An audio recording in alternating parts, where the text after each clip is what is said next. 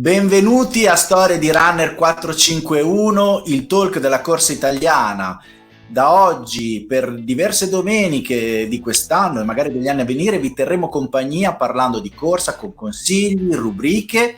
Ci sono io, Simone Cellini, creatore e running coach di Runner 451, insieme a me in questa avventura Marco Raffaelli. Marco. Ciao a tutti, ben trovati. Sì, sono Marco Raffaelli, responsabile di Storie Correnti, una piattaforma che racconta di sport a diversi livelli, tra cui anche in questo bellissimo nuovo canale che vi farà compagnia nei prossimi mesi. Bene Marco, grazie mille. Andiamo subito quindi a che cosa vedremo in questa puntata. Tutte le domeniche alle 18 sintonizzatevi sui nostri canali qui su YouTube, su Runner 451 per vederlo. Inizieremo con la rubrica Run Like Runner 451, che è una rubrica di un paio di minuti in cui vi darò un consiglio tecnico per i vostri allenamenti. A seguire poi dopo ci sarà Marco che ci farà un po' sorridere ma anche riflettere con la rubrica Il running è una cosa seria, con tanta ironia sul mondo del running. Seguitela tutta ad un fiato. Poi dopo avremo, Marco, oggi un fantastico ospite, Andrea Giocondi, atleta olimpionico, oggi allenatore, che ci parlerà della maratona di Roma. E poi a seguire avremo le pillole di corso e mangiato con il dottor Nicolas Cicognani, che ci darà dei consigli sulla nutrizione. E poi ogni settimana anche i tesori del runner. E cosa sono i tesori del runner? Il nostro materiale tecnico. Ogni settimana faremo una piccola recensione veloce di un prodotto. Poi, Marco, avremo una bella storia, giusto? Sì, avremo una storia molto bella legata a un progetto benefico volto alla raccolta fondi attraverso una bellissima impresa sportiva. Quindi non perdetevela. E poi tanti consigli. Marco, io direi andiamo subito con la prima rubrica Run Like R451. Quante volte abbiamo detto che la corsa lenta è fondamentale, e questo è vero e rimane vero. La corsa lenta deve essere l'allenamento più presente in ogni settimana di ogni runner in qualsiasi periodo dell'anno, che sia un periodo di costruzione specifico, e presente in ampio volume, 70, 80, 90% dei nostri lavori, a volte un po' meno se sto ricercando la condizione, però la corsa lenta è importantissima. Chiaramente correre solo lentamente può essere un problema, sì, perché a un certo punto, dopo un po' di miglioramento, se non inserisco degli stimoli più allenanti, il miglioramento si ferma. Corro sempre allo stesso modo, gli stessi chilometri, la stessa intensità, non miglioro più perché il mio corpo non sente stimoli nuovi e anzi inizio a peggiorare. Cosa succede? Succede che quindi la corsa lenta va equilibrata con lavori di media e alta intensità, senza andare a scomodare i teorici del polarizzato. Questo comunque rimane un aspetto fondamentale qualsiasi metodo di allenamento voi seguiate. Occhio però a un paio di aspetti sulla corsa lenta, perché spesso la sbagliamo. La sbagliamo perché la corriamo troppo veloce e a volte la sbagliamo perché la corriamo troppo lentamente.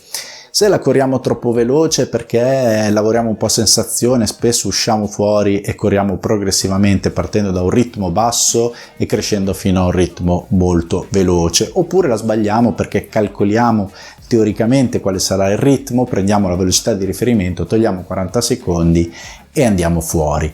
Se la corriamo troppo lentamente, perché magari corriamo con un amico o un'amica molto più lenta per fargli compagnia, sbagliamo perché andiamo a caricarci biomeccanicamente in maniera sbagliata. Per rallentare troppo la nostra biomeccanica ne subisce e che cosa ne ricaviamo? Un bel indolenzimento e mal di gambe successivo. Cosa devo fare allora per correrla giustamente? Per correre bene la corsa lenta bisogna incrociare un po' di dati e imparare a conoscersi. Non basta l'andatura, ma è importante, questo per la corsa lenta e per tutti gli allenamenti, incrociarli tra carico interno e carico esterno. Il carico esterno appunto è l'andatura, carico interno con il cardio, la percezione dello sforzo. La corsa lenta deve essere una corsa che a fine allenamento sentiamo pochissima fatica, anzi potremmo quasi ripetere l'allenamento ad avere il tempo.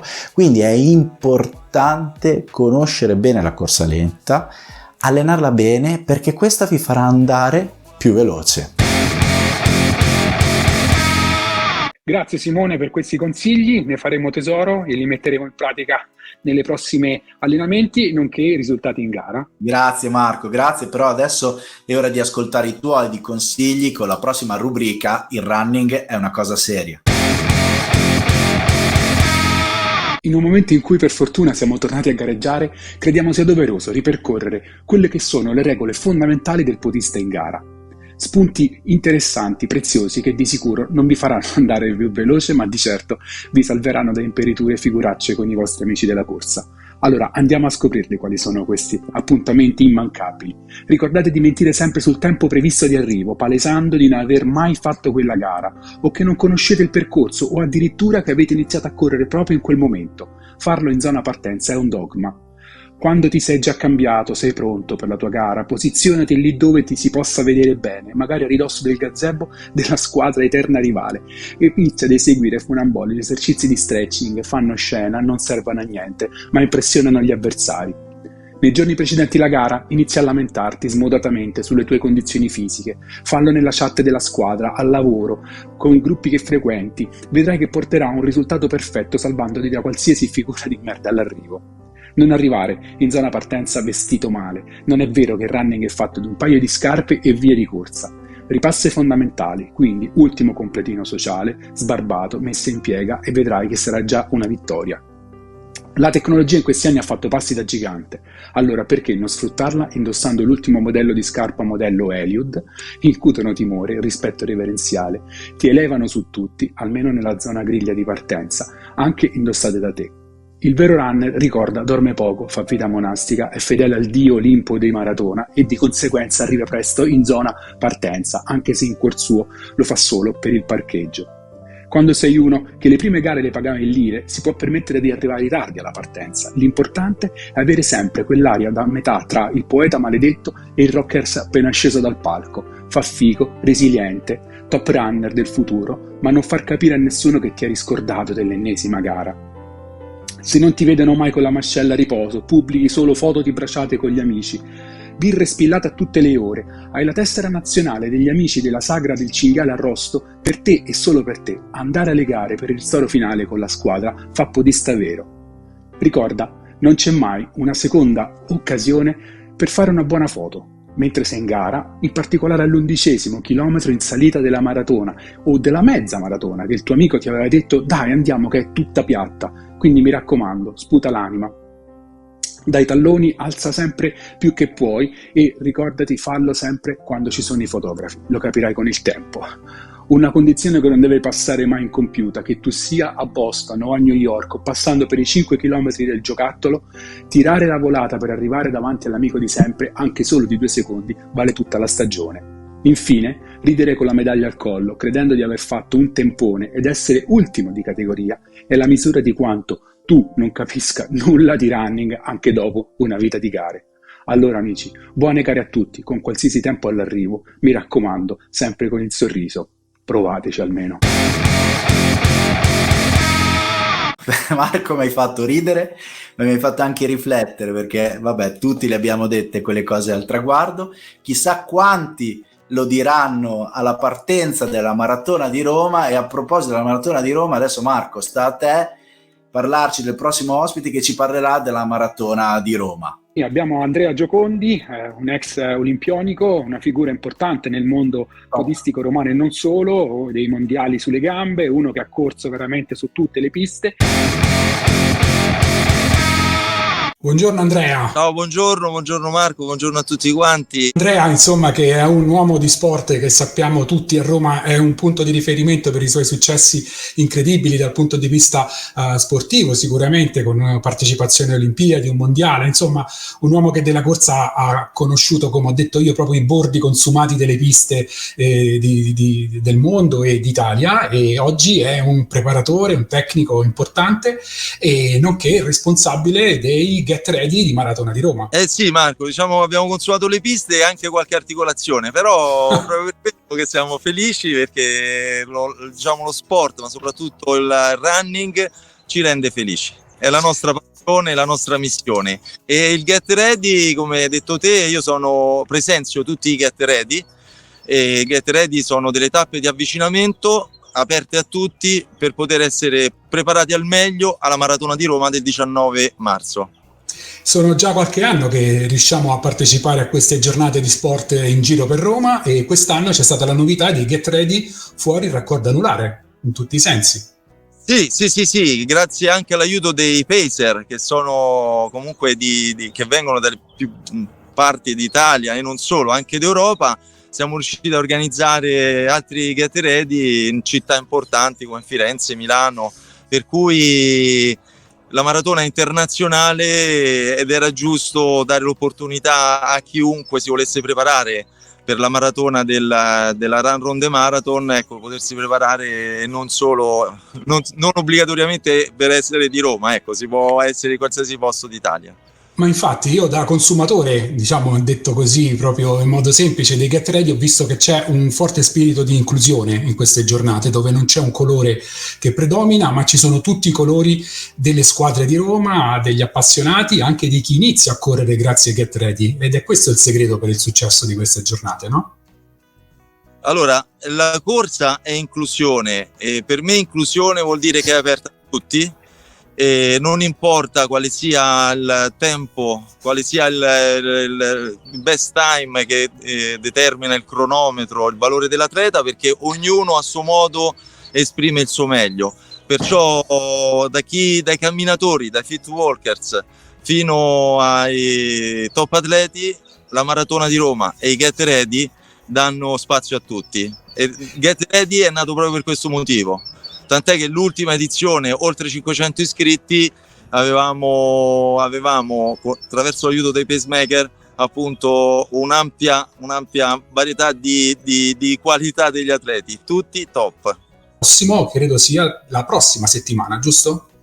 L'11 prossimo, sì. Andremo ad affrontare un primo lungo, già l'abbiamo fatto. Quello successivo, appunto quello di sabato, saranno 27 km e mezzo, dove insomma già si metterà alla prova la resistenza che poi ci proietterà alla fase finale, alla maratona.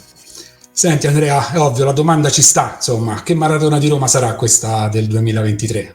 La prima, fortunatamente libera da tanti incastri legati, no, alla crisi pandemica, insomma, quindi riusciremo a correre bene, meglio, con numeri importanti, quali già avete dichiarato la scorsa settimana per gli iscritti. Sì, per me ogni maratona di Roma ha un valore speciale, anche quella nel periodo di recupero, come hai detto te, appunto post pandemia. È stata qualcosa di speciale e ogni volta è come se fosse la prima. Io mi aspetto come sempre grossa emozione e grandi risultati. I risultati dal punto di vista dell'iscrizione, dell'affluenza stanno avendo veramente dei riscontri incredibili, per cui negli ultimi periodi pensiamo che diventeranno sempre di più, ecco, sempre di più, le aspettative sono alte, per cui io mi sono occupato sempre di top runner e ora dell'aspetto più amatoriale c'è emozione. Io mi emoziono come quando correvo io. In Maratona di Roma porto avanti un progetto che è al debutto, il My First Run, la mia prima maratona. Il mio servizio è il più 32, perché generalmente dico se già corri 10 km, gli altri 32, 195 metri ti preparo io. Ecco, per quel giorno avrò 20 debuttanti e per me saranno i miei top runner.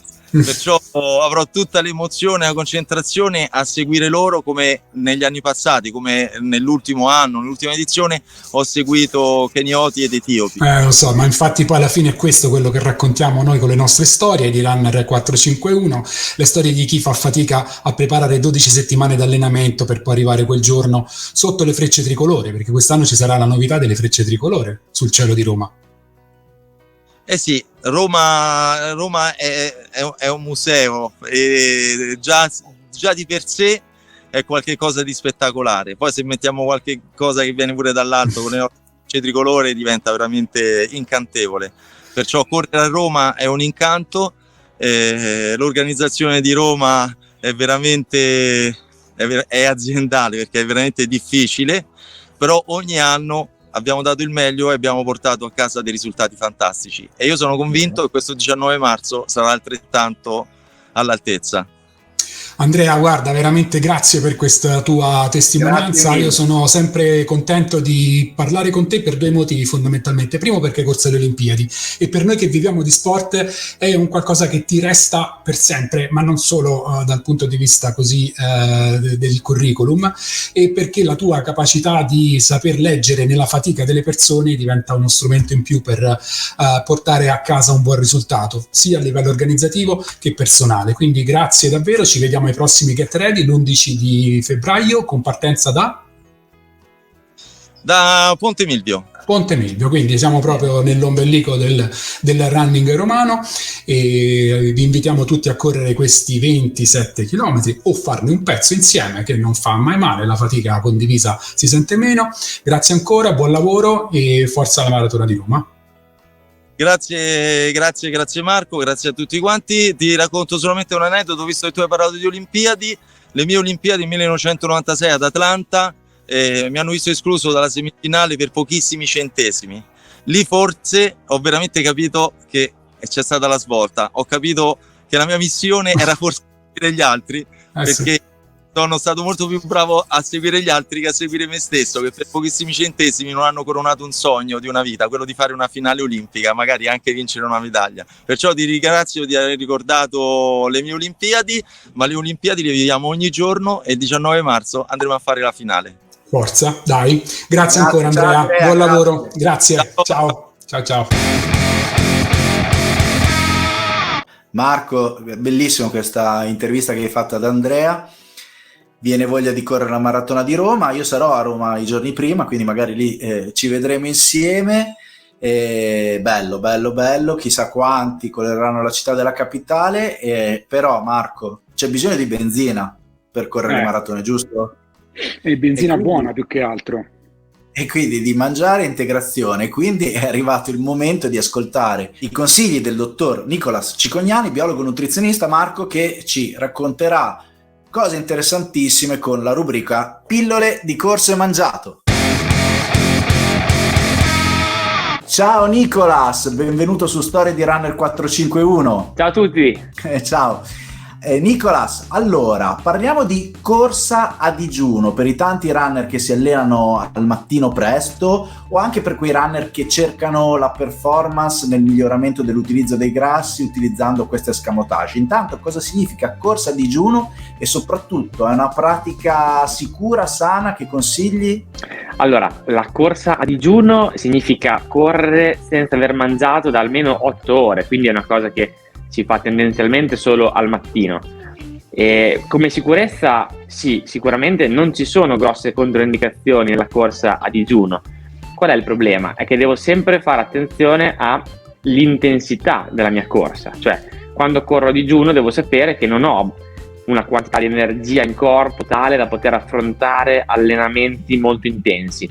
Quindi quando faccio lenti, rigeneranti, anche mediamente lunghi, non ci sono problemi, anche a partire da digiuno. Chiaramente se ho mangiato la sera prima e quindi ho comunque una qualche scorta di glicogeno in corpo. Se invece voglio fare un allenamento intenso devo avere un'accortezza in più, che potrebbe essere anche solo mangiare un gel prima di partire o anche solo dopo il riscaldamento. Ok, perfetto. Poi abbiamo proprio parlato di corsa lenta in questa puntata di Storia di Runner 451.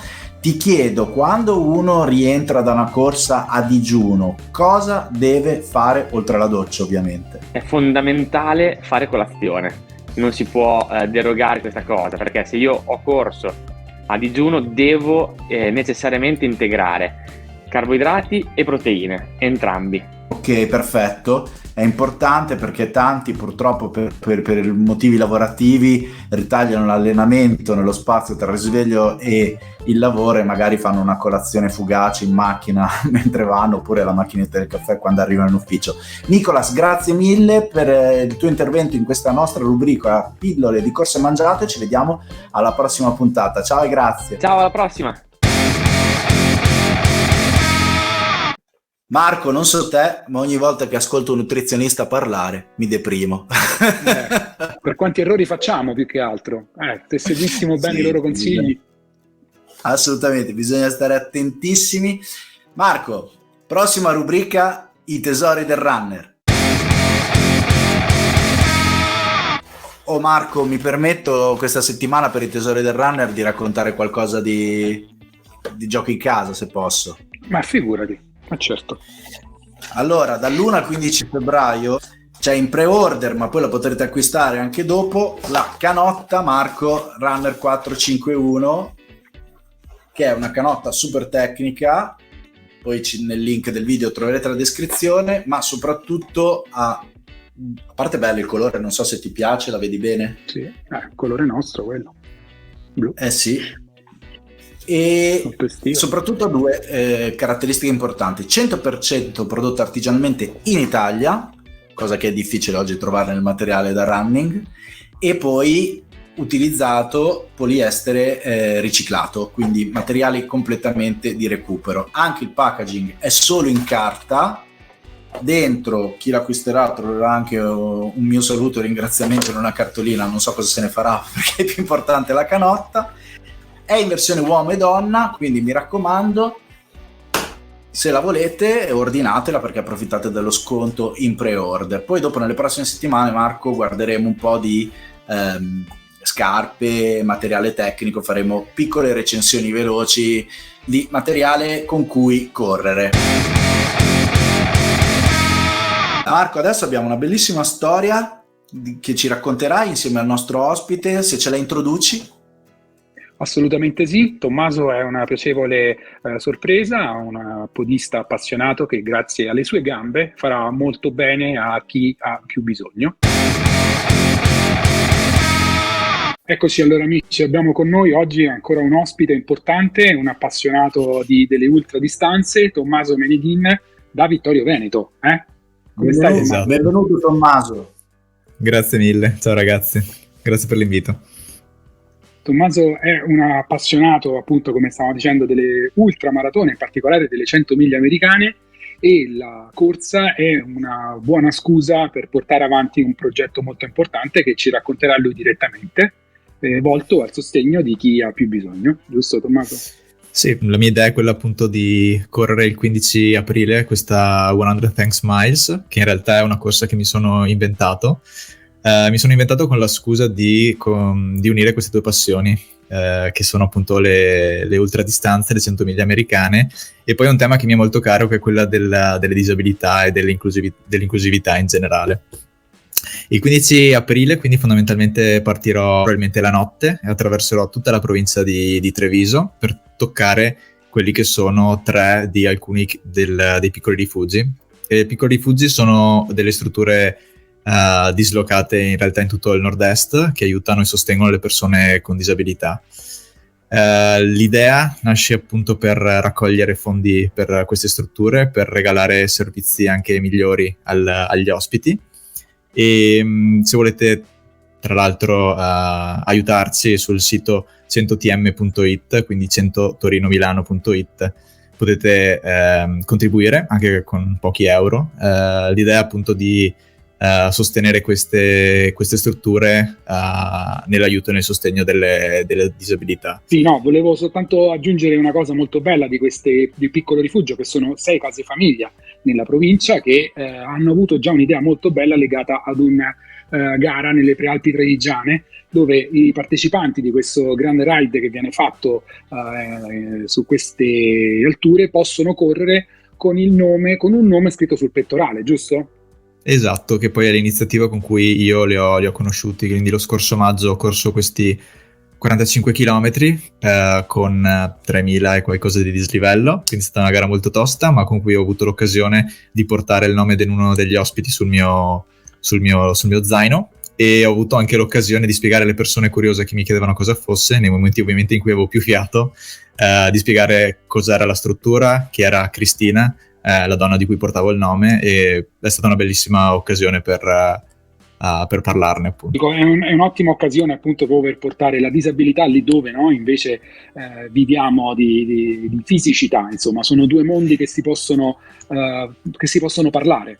Esatto, difatti 100 Thanks Miles, il nome di questa corsa, nasce anche per essere una sorta di lode alla gratitudine, comunque io ogni volta che esco a correre mi ripeto che comunque l'atto che sto compiendo, per quanto naturale e spontaneo possa essere, è comunque una fortuna di cui dobbiamo comunque renderci conto tutti i giorni, fondamentalmente. Sì. E quindi immagino tu stai facendo un bel carico di chilometri in questi mesi, in questo periodo. Allora, il mio allenamento comincerà appunto in queste settimane, comincerò ad aumentare i carichi. L'idea è comunque di preparare questa 100 miglia e poi avrò anche la Lavaredo Ultra Trail a giugno, quindi di coniugare queste cose, sebbene diverse, perché una comunque sono 100 miglia su strada e le altre sono 120 km sui sentieri delle Dolomiti. Lo sappiamo, però certo. Attualmente il mio carico indicativamente è sui 70-80 km a settimana e poi andrà ovviamente ad aumentare nei prossimi mesi. Immagino in tutto questo ci sarà qualcuno che ti assiste durante la 100 miglia di aprile. Avrai un pool di ristori, di amici e di chi vorrà correre un pezzo di gara con te, esatto, l'idea è quella di appunto di farmi seguire dalle persone che vorranno anche accompagnarmi per qualche chilometro. C'è qualche folle che si è già proposto di correre comunque tutti i 160 km con me. E i ristori verranno, ovviamente alcuni saranno nelle sedi dei piccoli rifugi, altri invece sarà la mia compagna ed un amico che mi seguiranno con un furgone e mi faranno trovare appunto delle stazioni e del cibo ogni tot chilometro. Perfetto. Allora Tommaso, per questa impresa è importante sapere quali sono i canali che ti porteranno ad aiutare le case famiglie del piccolo rifugio, se ce li vuoi ricordare. Allora, come dicevo prima, sul sito 100tm.it, quindi 100 torinomilano.it, trovate il link diretto per la campagna di raccolta fondi, che è su GoFundMe, una piattaforma facilissima, e lì potete trovare anche poi tutti i canali social per seguire l'impresa che quel giorno cercherò di trasmettere live. Benissimo. Perfetto. Grazie Tommaso. Tommaso, in Grazie a bocca voi. al lupo, facci sapere come va. Grazie mille. Va benissimo, sicuramente. Grazie a voi. Ciao Tommaso, grazie. Sai Marco, allenando tanti runner in tutta Italia e non solo, anche all'estero, adesso alleno anche una ragazza in New Jersey a distanza, mi sembra di rivivere un po' anche le gare che non riesco ad andare a fare ma che fanno loro per me, no? Seguiti da me. E adesso entriamo in un mese davvero davvero bello e importante di gare, perché già da febbraio iniziano ad esserci tante mezze, le prime maratone, ad esempio abbiamo la mezza Verona, quella di Giulietta Romeo, abbiamo la maratona dove c'è la mezza di San Valentino, abbiamo Napoli, la mezza di Napoli di cui stiamo parlando sia su Storie Correnti che su Runner 451, la maratona di Roma di cui abbiamo parlato, avremo Milano un po' più avanti, ma ovviamente siamo nel cuore della preparazione, la maratona del mio paese, Russi, la maratona del Lamone, sì, che è la seconda più antica d'Italia, e poi tante gare. Tu Marco, dove correrai nelle prossime settimane? Guarda, iniziamo bene perché ci sarà una prima trasferta all'estero che non faccio da un po', ovvi motivi, come molti di noi. Andremo a Barcellona a fare la mezza, che proprio ieri ha comunicato 20.000 iscritti, quindi ne sono rimasti ancora 1.000 pettorali, hanno detto, e sarà una grandissima occasione per conoscere, rivedere la città che non vedo da tanto tempo e passare con la famiglia, perché andiamo tutti insieme, un bel fine settimana, speriamo al caldo, o comunque un po' più caldo di qua. Poi andiamo anche a Napoli ovviamente, quindi non ci facciamo mancare niente. La mezza è il modo ideale per viaggiare e visitare una città, perché non ti impegni atleticamente così tanto, ma ti consente poi di fare la vita da turista, che è la cosa migliore.